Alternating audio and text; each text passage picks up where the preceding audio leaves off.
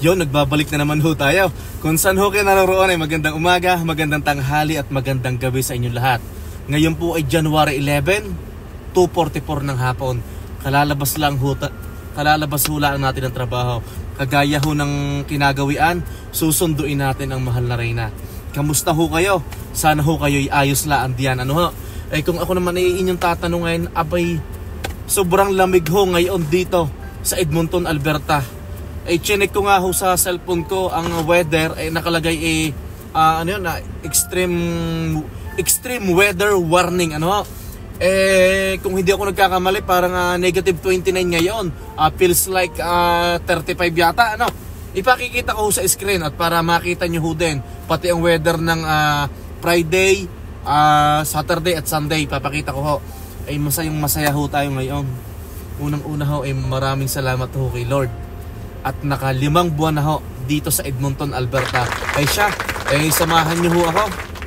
Samahan niyo ho ako sa aking pagmamaneho at susunduin natin ang mahal na Reyna at tayo magkwentuhan. Ay ito ho, tayo ho'y on the way na. Papunta sa trabaho ng mahal na Reyna at atin ang susunduin. Yun nga ho, nabanggit ko kanina na maraming salamat ho sa itaas. At talaga hong naka 5 buwan na. August 11. Tama, August 11 kami dumating dito sa Edmonton, Alberta. At ngayon ho ay January 11, 2024. Naka 5 buwan na ho sa awa ng Diyos. Ay kanina habang nagtatrabaho ako, ay naiisip ko yung mga biyahe namin. Ay hindi naman ho sa pagmamayabang, hindi naman ho talaga biro ang manakbo ng 8 araw.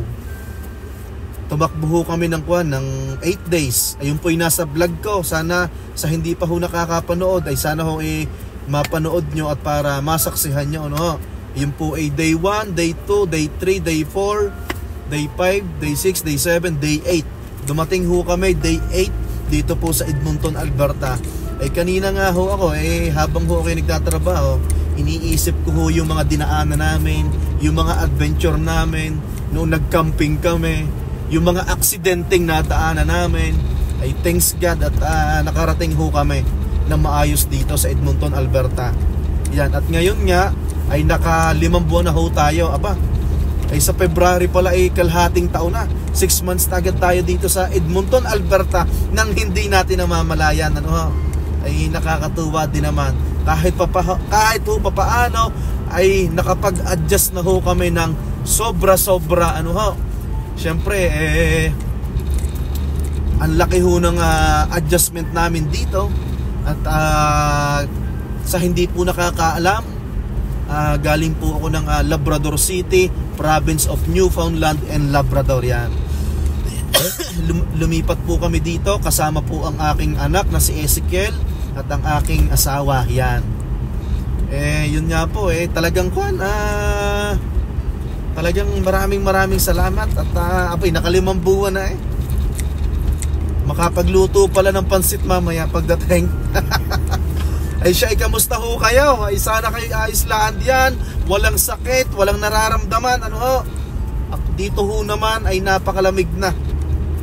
Nabanggit ko nga kanina ay parang negative 29 tapos feels like 35 yata.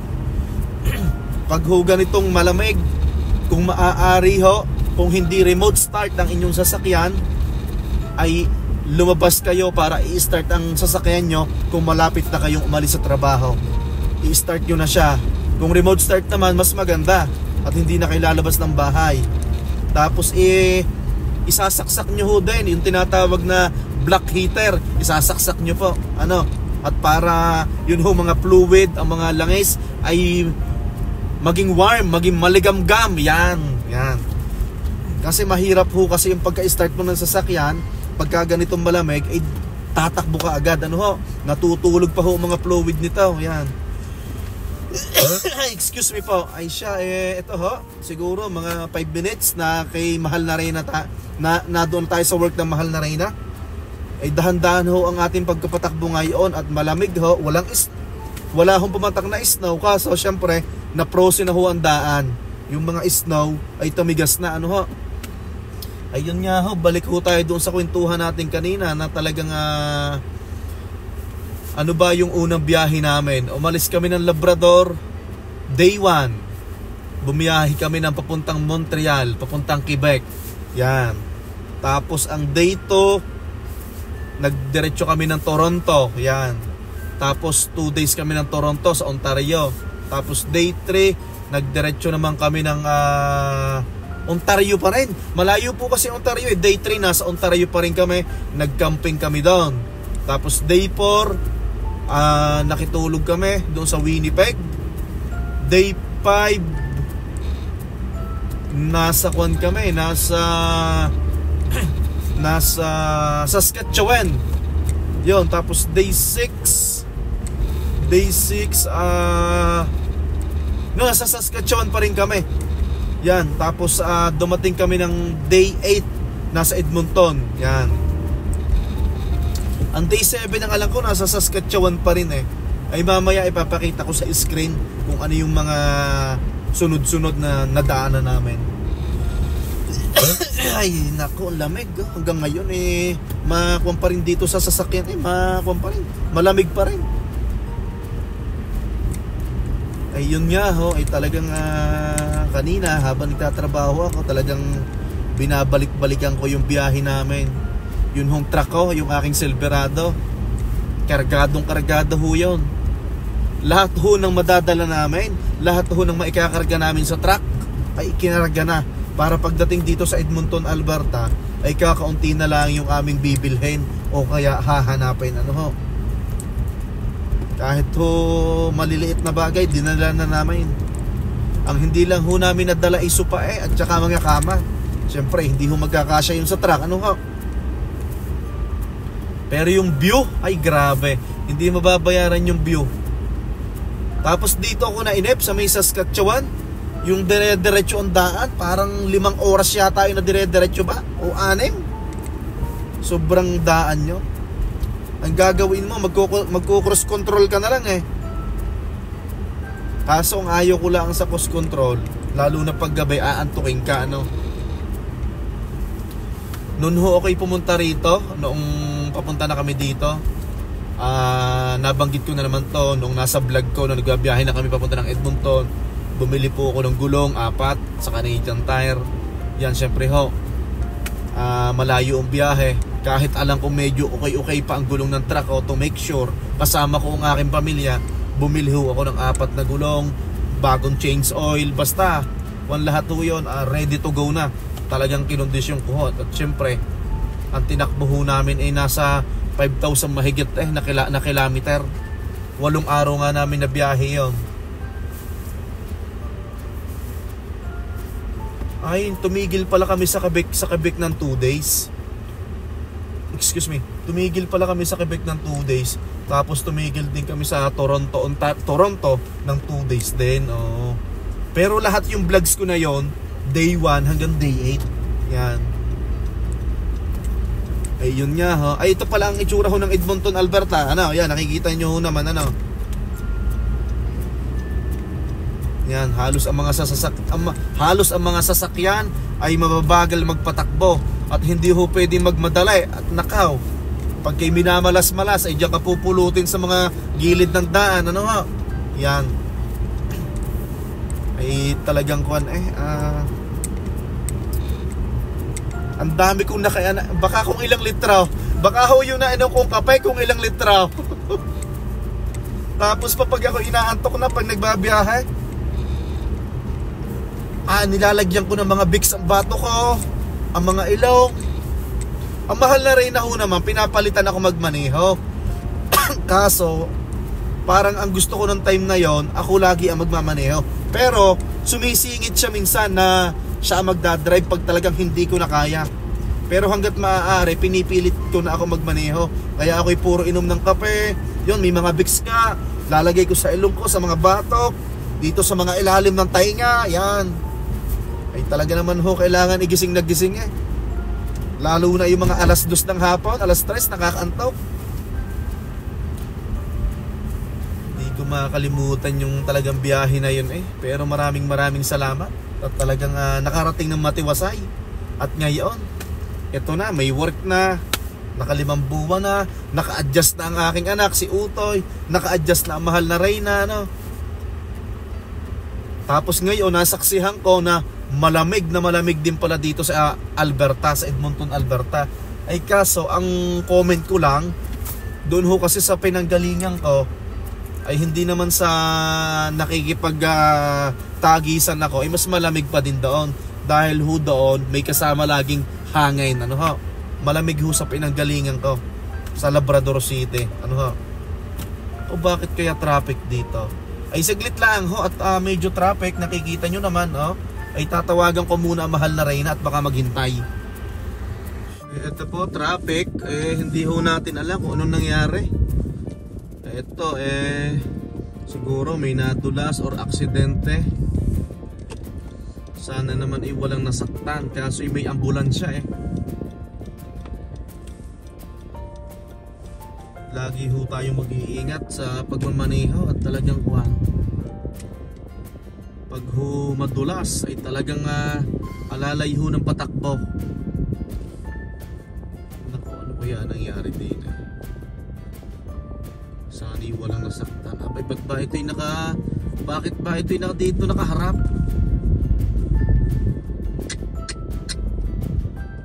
May nililimot may aksidente nga. Ay siya, yun hong nakita nyo ngayon, nasaksihan nyo ho naman, ay kung maaari, ay dahan-dahan ho kayo, no? Lalo na ho sa bago pa lang dito sa Canada, kahit saang parte ng Canada, malayo pa lang ho, ay magpipreno na kayo. Sa mga ganito hong kurbada, nakaw, ay wag nyo hong hahaplitin ang takbo nyo. At talagang pag nakatagpo kayo ng medyo snow na makislap-kislap, ay yun na yun. Nakakasulo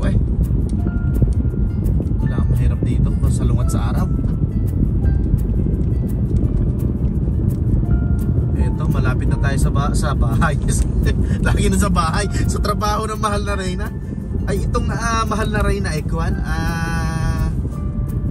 ating ikukuhan pala, ano tawag doon, ating tatanungin kung, kasi parang pag kasi nagbablog ako, hindi naman niya alam ang content hindi niya alam kung anong mga topic ko, basta ko na lang inihaharap ang camera sa kanya o ano, mag-hi ka, pero hindi niya alam. Minsan ho alam niya kung ano yung content.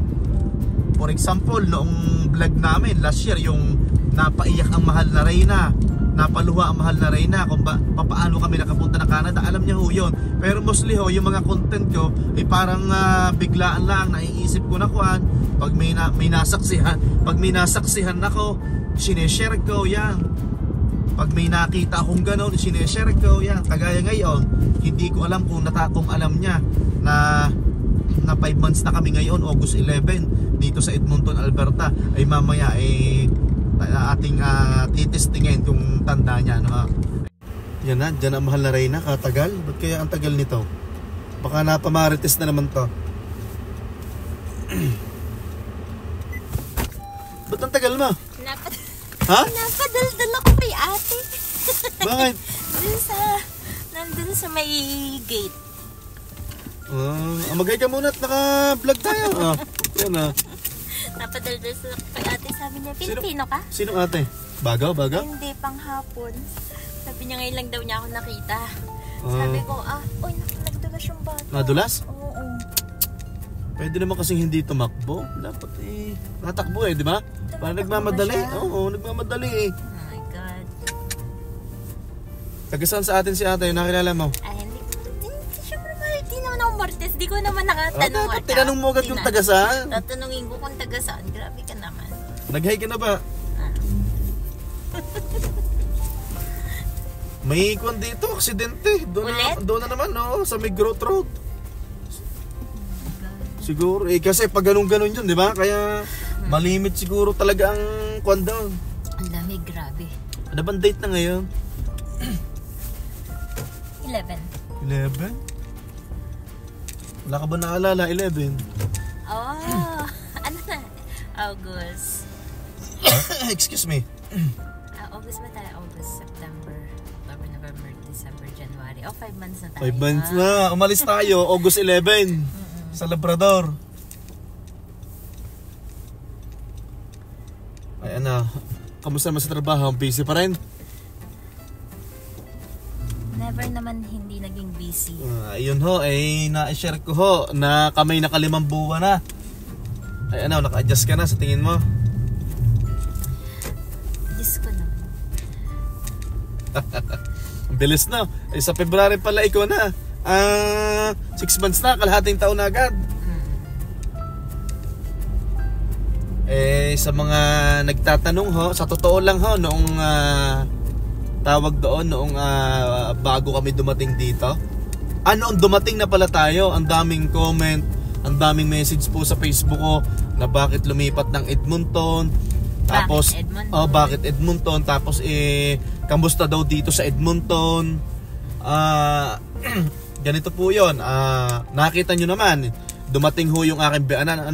Lumipat ho kami dito ng Edmonton, Alberta. Una hong dahilan namin, doon po sa Labrador City, sa pinanggalingan namin, wala na po kaming makitang apartment na 3-bedroom. Kasi masyado na pong crowded. Kasi yung pong minahan doon, yung mining ay boom na.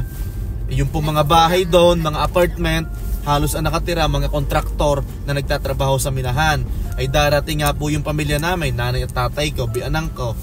Yung pong tinutuluyan naming apartment doon, 2-bedroom lang. Ang daming namang problema, ang daming nagme-message sa atin, baka pwede daw tulungan, diba? Tapos magpaalis na tayo, ang daming gustong kunin yung yung apartment namin doon sa Labrador City, pinag-aagawan yun. Ang nakakuha taga Canadian Tire. Nang lamang aalis tayo, diba? So ang naging dahilan ho namin, nahirapan ho kami doon. Gusto pa ho namin mag-stay doon. Kaso ang nagpa-push na lang talaga sa amin kasi yung anak namin na si Ezekiel, malapit na ho din mag-college. Balik ko na lang siya, grade 11 na ba siya, mahal? Grade 11 na siya. Grade 11 na, sabi ko, it's the time na para it's time para lumipat na tayo talaga para makapag-adjust si Kiel habang maaga, Which is nangyari na nga, nakapag-adjust. Which is nangyari na nga, yun. Si Utoy natuto ng sumakay ng bus. Doon kasi sa Labrador City, wala hong bus doon. Pero lilipat ho talaga kami. Plano naman kung lilipat talaga kami pag magka-college na si yung anak ko. Kaso napaaga lang at nakabook na ng ticket yung bianang ko. Wala ho kaming makita doon sa Labrador City. So yun lang po, na-share ho lang namin na maraming salamat po at kami naka-5 buwan na dito sa Edmonton, Alberta. Kung kakamustahin nyo ho kami dito sa Edmonton, Alberta, ay ayos naman ho. Yun nga lang ho, pag rush hour, traffic. Sa umaga, traffic. Pag uwian sa hapon, yan, traffic, yan. Pero hindi naman yung traffic na sobrang tagal. Yun, Dahil lang sa mga tapos, bali naman po sa safety. Siyempre, doon ho sa Labrador City, sa pinanggalingan namin, magkakakilala ho ang tao. Kahit ho, iwan mo sa sasakyan doon na hindi nakalak or bukas ang bintana, bukas ang pintuan, ay wala hong gagalaw. Kahit ho ikimatulog doon ang bukas ang bahay mo, wala hong gagalaw sa iyo. Ay dito ho, ang laki ng adjustment namin kasi pagdating namin dito, sabi ng mga kumare at kumpare namin, kaibigan, mga katrabaho ko, bumili ka ng lock ng sasakyan mo. Oh my God. Tapos, sino yan? Tapos tawag doon, ilock mo yung sasakyan mo, huwag kang maglagay ng mga gamit diyan sa sasakyan mo na pwedeng makuha na mga valuable things. Yan si Tutoy? Sa bus, which bus? 909? Ba't nagpapasunda? 909. Okay. I thought hindi pala ka pa sa bus kasi nagtanong sa akin, check daw yung laman ng card niya. Hindi ko na check. Anong i-check? Akala ko niloadan mo yung card. Niloadan ko nga yun. Hindi niya lang niya alam. Hindi, niloadan ko, Ben. Oo.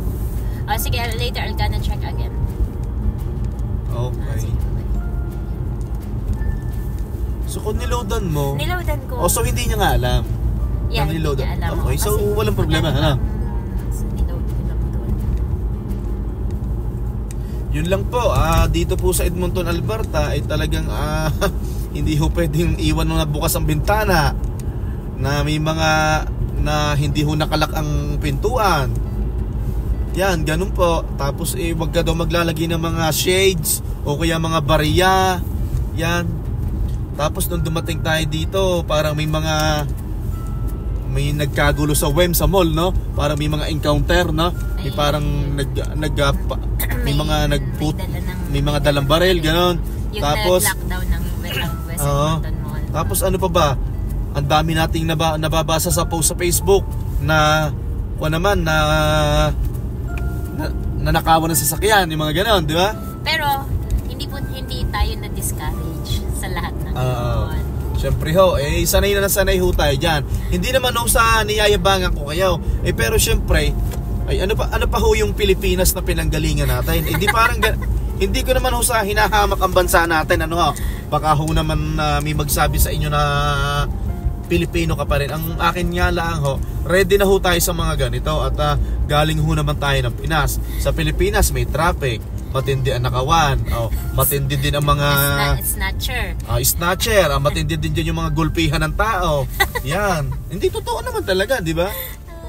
Yun nga lang, tumigil tayo sa Labrador ng mahigit 5 taon. Pagdating natin dito, talagang parang nagulat tayo, di ba? Napaka small town kasi ng Labrador na halos lahat magkakakilala. Kung manakawan ka, alam na kagad kung sino. Tapos kung makita yung gamit mo, alam na kagad kung kaninong bahay yon, di ba? So sobrang liit ng Labrador. Pero okay naman tayo doon kasi nga maganda ang wage. Maganda ang wage namin doon. Hindi naman ho sa pagmamalaki o pagmamayabang. Pero kayang-kaya nyo hong hanapin dito yun sa Edmonton. Kasi ang Labrador City is equivalent siya ng Fort McMurray ng Alberta.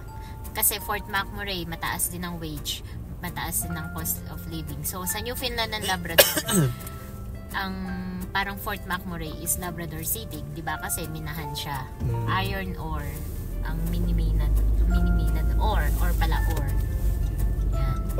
Kaso nga ho lang doon, yun ang kapalit, remote area, malayo ka sa city. Nagtaka nga ako doon, bakit naging Labrador City siya? Hindi naman city. Ano ang mall natin doon? Walmart, Canadian Tire, tsaka isang IGA. Yun, isang IGA. That's my dollars. Doon nga hong kwan ko doon, mga purse. Nung una kaming dumating doon sa Labrador, bumili ako ng short. Sa Walmart. Marks ba yun? Pagpunta natin ng grocery, may kagaya ang short ko. Yun lang ho, i-share ko lang ho. Maganda doon kasi syempre, di ba? Mapunta ang anak mo kung saan, alam mo na. Alam mo kung nasaan. Alam nyo ho, pag may yung mga kapwa kong Pilipino na nadyan sa Pilipinas o nasaan mang sulok ng mundo, kung kayo pa may application na papunta sa Labrador City, Province of Newfoundland and Labrador, Atlantic Province po yun, i-grab nyo ho. Mabilis ma-permanent resident doon. Kasi Atlantic Provinces Tapos pag sa Labrador pa kayo, ma'am, hindi naman sasabihin ko na mamalasing kayo pag sa Labrador. Ayun nga, kaya mamalasing kayo, remote area ho. Kung kayo ho ay mahilig, kung kayo kayo anak mayaman, mahilig ho kayo sa shopping, mahilig ho kayo sa mga kainan na masasarap, ay wag ho Labrador City. Pero kung gusto nyo mag-ipon, amen.